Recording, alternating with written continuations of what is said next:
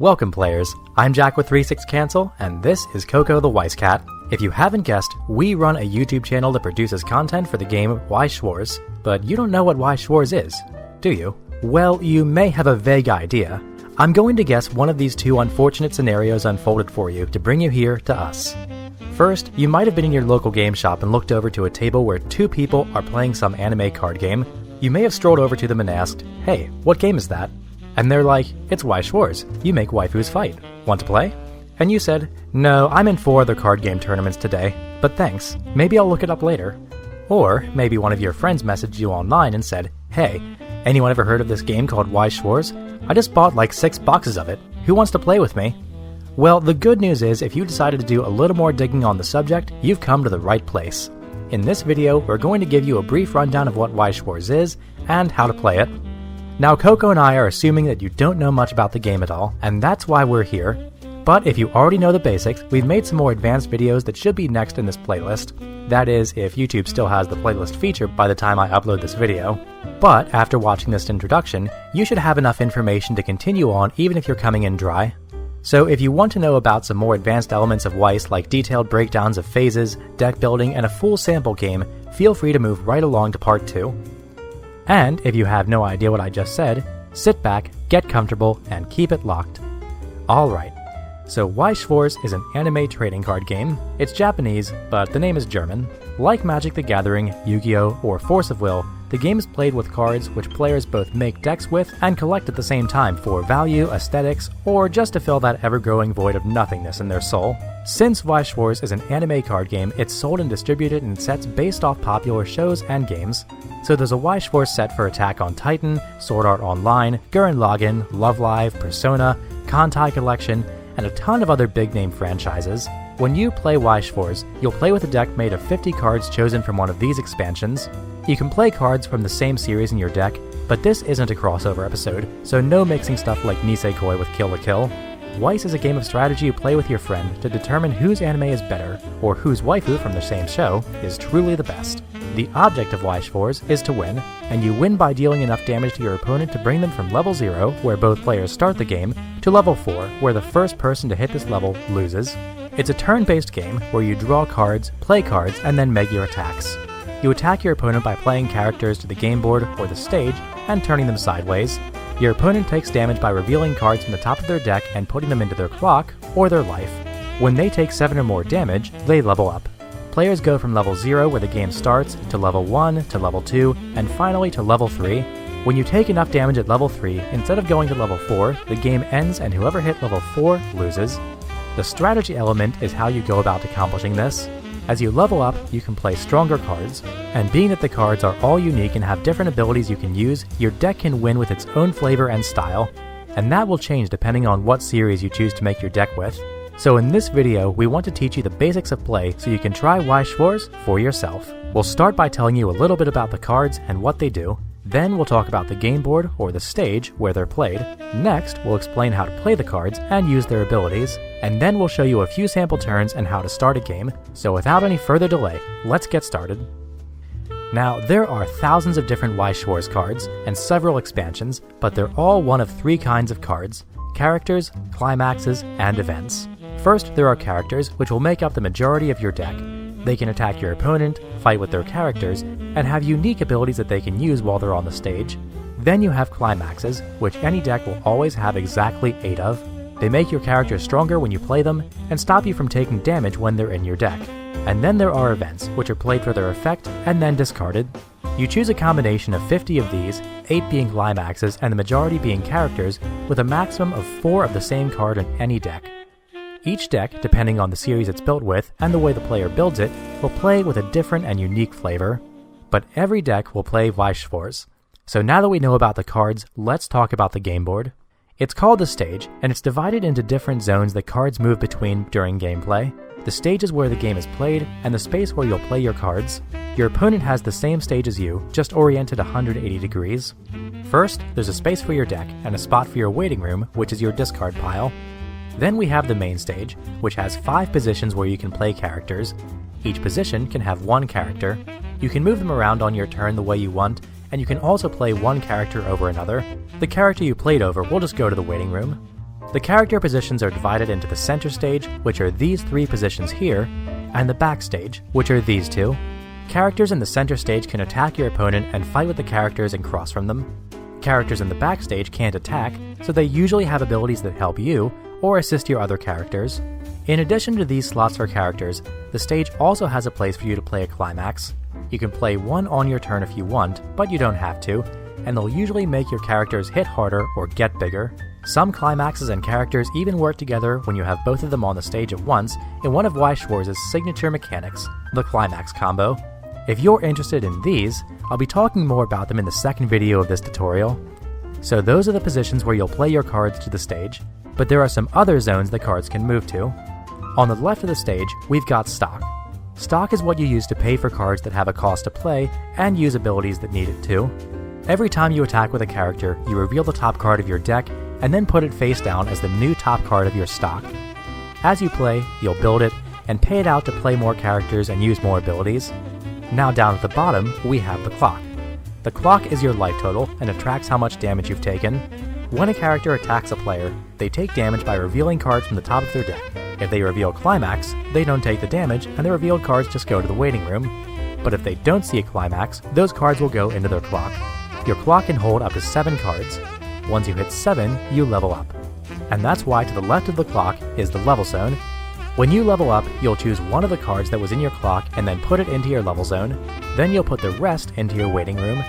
And remember, you start at level 0 and lose when you hit level 4, meaning you've performed this action 3 times already and then reach 7 or more cards in your clock when you're level 3. You lose. So these are the important zones in the Weiss Schwarz stage. There is one more, but it's not as commonly used.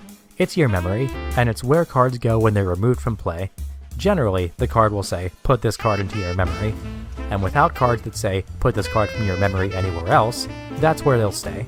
Okay, so now we know how the stage works, and we also know what kind of cards Weiss Schwarz has, and roughly how you put them together to build a deck, as well as some basics of how the game works. Now that we know these things, I can explain the different parts of a Weiss Schwarz card, and a little bit about how to play and use them. Moving right along, Weiss cards have a few components that are important. Characters are what you'll be interacting with for the most part of the game, and they have a few moving parts. Let's take a quick look at this card. Her name is Girl from the Surface Yoko, and the first thing you'll notice, besides her lack of clothing, is the multitude of numbers and symbols, and it's high time we went through what all of this means. Let's start from the top left. These 2 little circles up here are the card's level, and below it, its cost. Characters have level just like you, and they go up to level 3. Generally, they get a lot stronger the higher level they are, and you'll need to match their level or be higher in order to play them. The bottom circle is the character's cost. If you want to play the character to the stage, you'll need to pay that much stock by taking the top however many cards of your stock and putting them into your waiting room. Yoko is level 0 and costs 0, so I can play her right at the start of the game without paying anything. If I would want to play this level 1 Yoko, I'd have to pay a stock and have at least 1 card in my level zone. At the top right, there's the card's trigger icon. When you reveal a card for attacking and put it into your stock, the card's trigger icon can affect the attack. Migrating down to the bottom, there are a few moon runes down here. Over on the bottom left, you have the character's power. When characters fight, the one with more power wins. Then, nearer to the middle bottom, you have some Egyptian hieroglyphs or something. Well, they're actually little fleur-de-lises inside hexagons, and that's the way Weiss Schwarz measures how much damage a card does to the player. This fleur-de-lis inside a hexagon is the universal symbol for soul, which in Weiss is the unit of measurement for how much damage a card will do to a player. Girl from the Surface Yoko has 1 soul, which is pretty common, so she deals 1 damage when she attacks a player. Most level 3s and some level 2s have 2 soul. You'll also notice that Yoko has a certain color. She is a yellow card. Weiss Schwarz cards come in 4 colors, which are yellow, red, green, and blue. Color is important in Weiss Schwarz because in order to play most cards, you'll need to have the card of the same color in either your clock or your level zone. Now, level 0 characters are an exception to this rule. Since Yoko is level 0, I don't need any specific color to play her.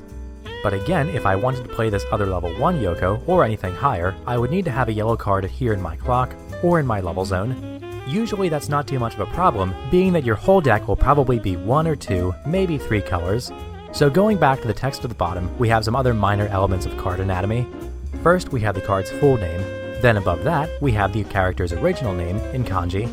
Remember, Weiss Schwarz, even with its German name, is all translated from Japanese. Just think of all the English text as subtitles. Over here, there's the character serial number, which tells you what series, what expansion, and what card number it is. And down here, in these boxes, we have the character's traits, which tell you a little bit more about what kind of character the card is. Usually they reference the source material of the card's series, and each series has its own universal traits. Yoko is Team Daiguren and Weapon. Big surprise. Now, the last part of a character is its actual card text. This box tells you what abilities the card has and what they do. Now, characters can have 3 kinds of abilities. Some of them have more than one. There are continuous abilities, act abilities, and auto abilities. Every one of them starts out with a little black box that tells you what kind of ability it is, followed by its cost, if there is one, inside straight brackets. Continuous abilities are active at all times the character is on the stage. A common example of a continuous ability is, this card gets plus 500 power for every other character on your stage. Act abilities are something you'll decide to use at will. They can only be used on your turn and only before you start attacking. You can use them as many times as you want, as long as you can pay for any associated costs. An example of an act ability might be, pay 1 and rest this character, draw a card, and then choose a card in your hand and put it in the waiting room. And then, there are auto abilities. You can use auto abilities only at the moment specified by the ability itself by paying any associated costs when its conditions are met.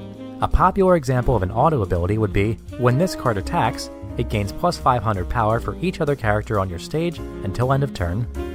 Alright, I know that was kind of a lot, but it does wrap up how to use and read character cards. This may seem like a lot of information, but the nice thing is just how well the mechanics are integrated into gameplay. A lot of this is cumbersome to read, but it becomes automatic very quickly when you play a game, which is one reason why Weiss Schwarz is so fun. Okay, so now it's time to take a quick look at climaxes and events. Now, climaxes don't have levels or costs. Climaxes are regarded, for most intents and purposes, as level 0. You can play one during your turn, just before you're ready to make your attacks to your climax zone, and as long as you have the card's color in your clock or level zone, you can play them without paying any cost. Most climaxes actually have a continuous ability when they're in your climax zone. Very commonly, a climax will give all your characters plus 1000 power and plus 1 soul, like this one where Kamina recites the Team Daiguren mantra. Others might have both auto and continuous abilities, like when you play this climax, choose a card in your waiting room and put it into your stock, and then all your characters get plus 1 soul. Now, some climaxes also have unique icons up at the top left, or top right depending on how you're looking at the card. These are tied to auto abilities that trigger when the card is revealed during an attack, like we mentioned earlier. You don't perform them when you play the climax from your hand, unless you're playing one that looks like this, which isn't really something we need to get into for this tutorial. Just remember that when a climax has one of these unique trigger icons on it, they will only go off during an attack, and not when you play them from your hand or reveal them while taking damage. An easy way to remember that is that the card actually just says it. And that's how you climax with Weiss Schwarz. Anyway, the last kind of card we have to look at here before we jump in with a few sample turns is an event. Events are like characters, where they have color, level, cost, and abilities, but no power or soul since they're not played to the stage. Because events are simple, you play them using the same rules as playing characters, perform any effects they may have, and then put them into your waiting room. They're once and done things. Team Daiguren Flag is a great example of an event with a common ability. When you play it, you search your deck for up to 2 Team Daiguren characters, and then choose one card in your hand and put it into your waiting room. Generally, events only make up 10 or less % of any given deck, and many decks don't run them at all, because at the end of the day, you can't attack with an event. Well, most events. Well, great news everyone! Now you have a great working base to jump into a game of Weiss. We went over what Weiss Schwarz is, the object of the game, and what kind of cards there are, and also how to use them. Now that we know that, it's time for us to get the ball rolling and show you what a game of Weiss Schwarz looks like when you sit down and play.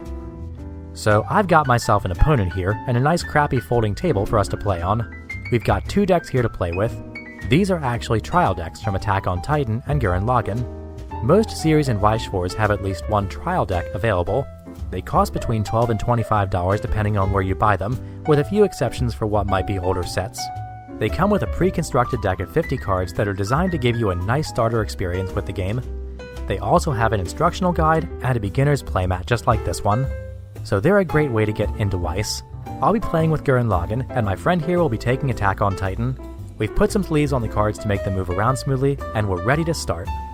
So, when we sit down, the first thing we do is decide who goes first. The official tournament rules say that a game of rock, paper, scissors is the approved method. Bushiroad hates dice. But if you have some and you're not playing for a trip to Japan, feel free to use the classic high roll. Once you do, the game will begin with each player drawing a hand of 5 cards. At the start of the game, if you don't want any of these cards, you can put any number of them in your waiting room and then draw that many cards. You can only do this once, and you have to say how many you want to discard before drawing up. So the player who goes first begins the game. Turns in Weiss Schwarz are divided into phases where you can do different things, and every turn starts with the stand phase. You'll stand any rested characters you'll have on the stage. By the way, when characters are on the stage, they'll either be stand, rest, or reversed. A standing character can rest as part of an ability cost, or rest to make an attack. A rested character can't attack or rest itself again, but it will stand up at the beginning of your next turn.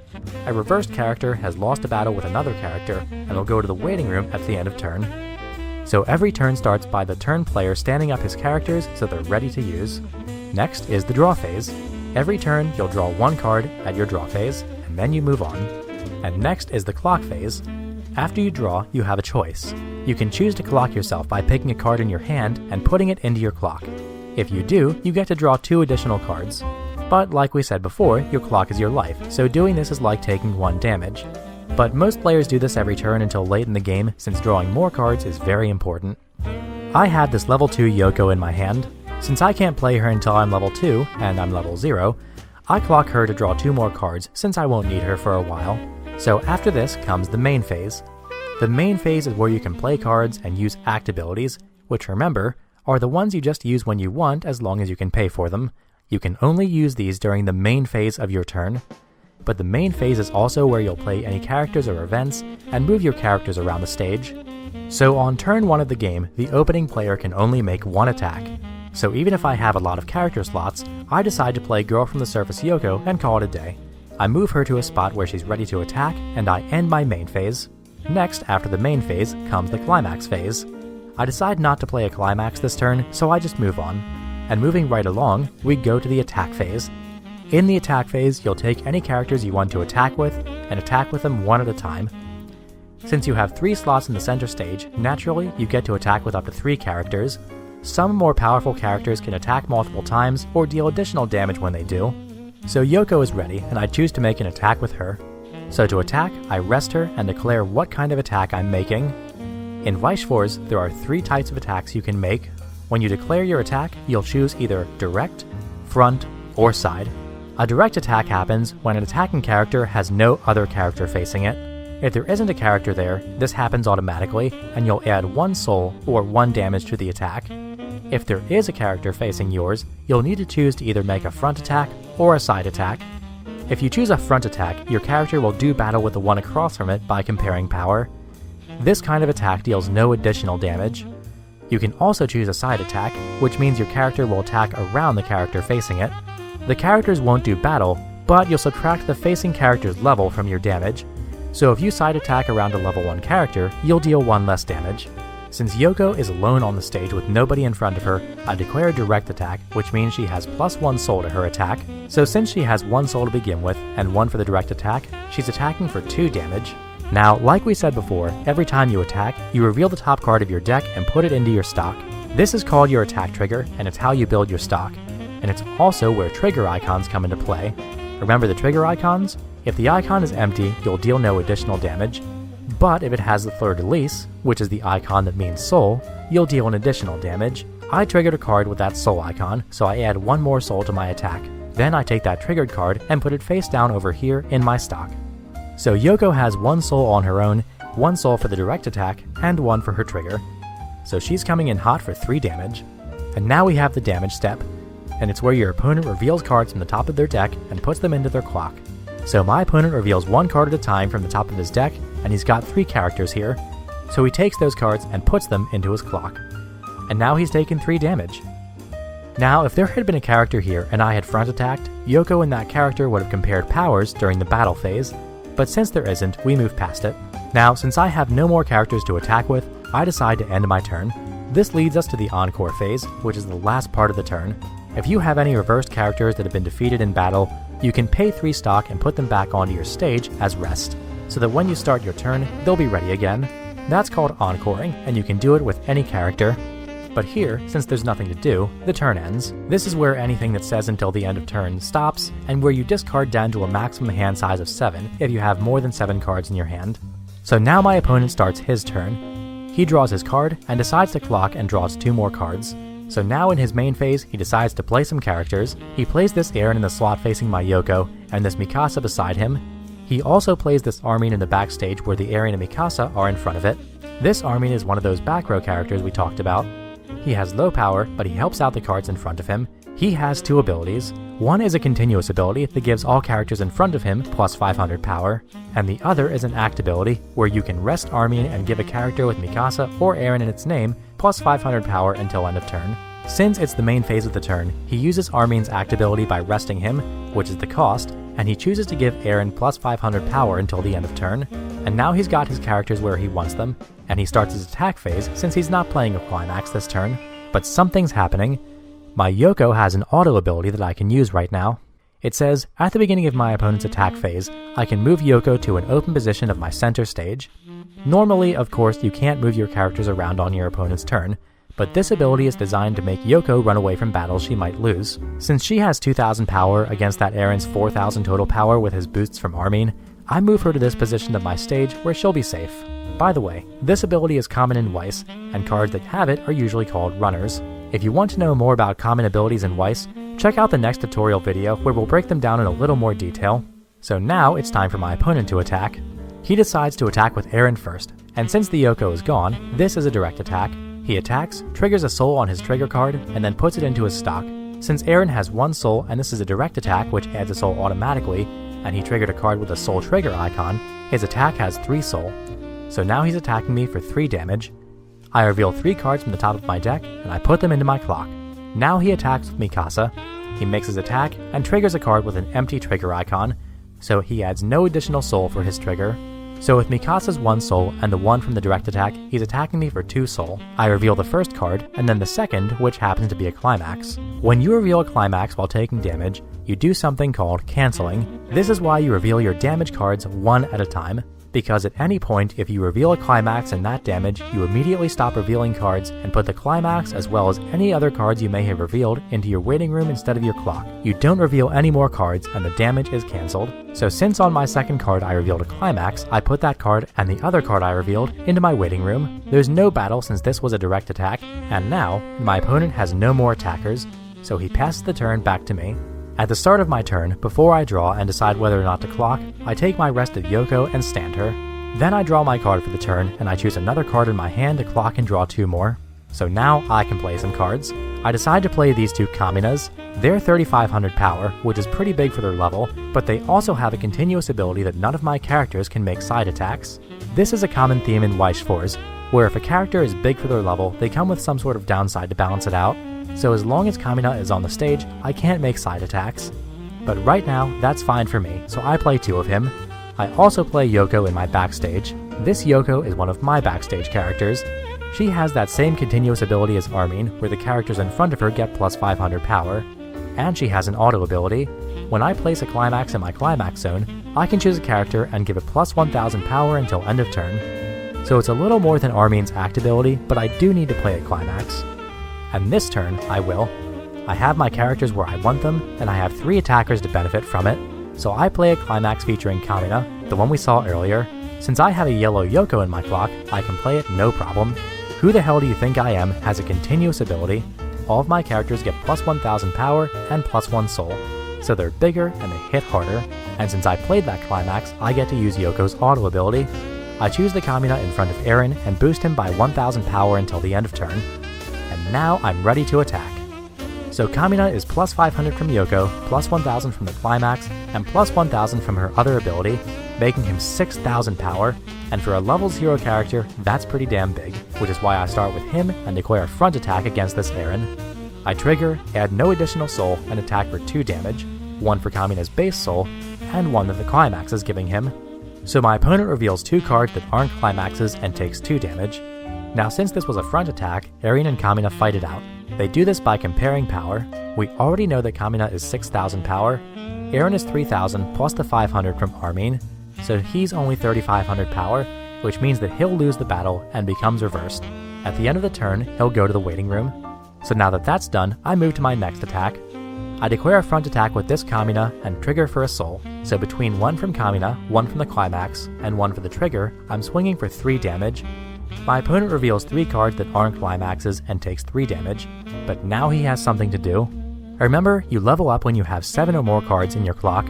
You level up by choosing 1 card in your clock out of the 7 that can fit in it, and placing it into your level zone, then you put the rest into your waiting room.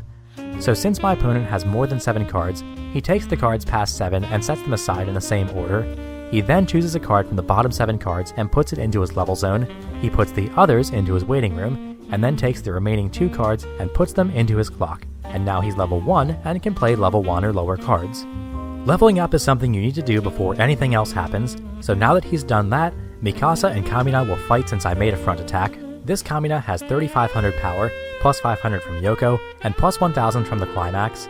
He's 5000 power versus Mikasa, who has 2500, plus 500 from Armin, so he wins the battle and Mikasa is reversed. Now I attack with Yoko, and make a direct attack since there's no one here to fight her. I trigger a soul, which means that with her base soul, the direct attack, the trigger, and the climax, she's coming in hot for 4 damage. My opponent reveals 3 cards, then a climax, and cancels the damage. Lucky bastard. But now I'm out of attackers, and it's the end of the turn. We move to the encore phase, and now the reversed characters, which are Mikasa and Eren, go to my opponent's waiting room since he decided not to encore either of them. And now it's the end phase, and my climax goes to the waiting room, and my Kaminas let go of their temporary power. And now my opponent starts his next turn at level 1, and will really get the game rolling, and this is how the game will progress. You'll play more characters that are stronger as you level up, and attack each other to deal more damage. You'll cancel damage, use abilities, move characters around, and level up as you go. Also, one other thing to mention is that during gameplay, your deck will most likely run out of cards at some point. When this happens, you just take your waiting room and shuffle it, then put the top card of that into your clock no matter what it is, and that's your new deck. This is called refreshing, and it can happen as many times as you run out of cards to draw in your deck. Finally, at level 3, we have our strongest characters on the field, and the game ends with my victory when my opponent has 3 cards in his level zone and 7 or more in his clock. He's hit level 4, and it's my win.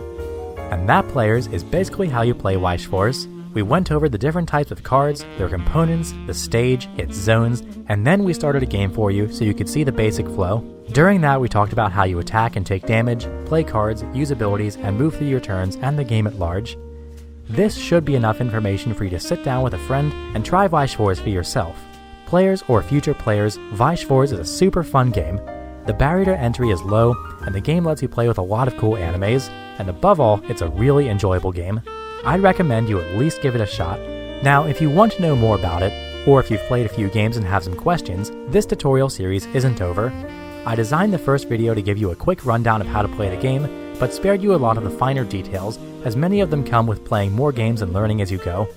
But if you want to know more, our next part of the tutorial series will go a little more into detail about turn phases, card abilities, and other things in Weiss Schwarz. And we also have a full sample game for you to watch. If you're interested, you can find all of that in the description of this video. And now it's time to wrap things up. I really hope you learned a lot about Weiss Schwarz, and I hope even more that you decide to try it out. Thanks for sticking around, everyone. Coco and I are super happy that you stopped by and gave us your valuable time to watch this video. We hope it was fun and informative for you, and no matter if you try Weiss Schwarz or not, we wish you the very best. So as always, thanks for watching. Peace.